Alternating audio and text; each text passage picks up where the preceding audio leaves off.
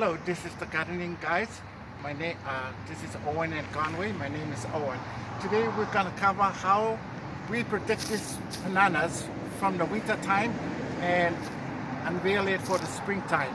And I'll show you some procedures that we have done to protect the bananas throughout the winter and the snow. In the winter time, we have to break down all the leaves of the banana. There were a lot of green leaves. We have to break them all down and cover the body of the banana. After that, we put a plastic bag. There's no hole on top to sleeve it. This plastic bag will go all the way down. Then we wrap it with some string so that the plastic bag doesn't blow away. And that, when you wrap something with a plastic bag, will bring a zone down. It's like putting it in a greenhouse. So over here, this climate over here, we are zone 7. If I put a plastic bag on it, it will turn to zone 6. When winter comes, it will push it back to zone 7, and that's why this banana survives in the winter time. That's the principle involved in wrapping it with plastic to bring the zone down. As you can see, we already unveiled the banana. And you can see the new growth coming up. That means this banana survived through the snow. We had a lot of snow on the ground this year, but it did survive through and it's coming back. We also notice over here, some of the banana didn't survive. So what happened to this banana, it was facing up, the winter still gets through it. And then what happened, it melts. Because the banana is form of tissue and water only. There's no hard wood in a banana. So it's all those water been frozen. And that's why it fell down like so. So this banana is not all gone or you lost the banana. It will start forming a lot of babies around the perimeter to bring up the new growth. I believe this one, because it has broken down to the point to the ground, it will not shoot up from the bottom, but it will form this baby, pass all the energy to the babies to grow again.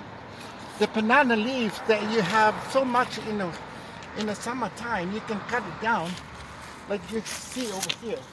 And I use that to mulch around the bottom of the banana to protect the babies. And that's what the mulches, the banana leaves are for. Do you have any questions? Well, I guess we have no question, and that's how we make the banana survive in the winter time. What would you suggest to a person when it comes to feeding the bananas? Feeding the banana, it's something like back home where I'm from, we usually use something balanced number like 20-20-20 because our soil in the tropical island is very balanced. So we just add 20-20-20. But here in Canada, there are two things that you have to know. Not all bananas can survive outside because banana is zone 7, zone 8, zone 9. It cannot survive in many places. But in here, zone 7 is sort of have snow. It can go down to minus 10 degrees, but doesn't go any lower than that.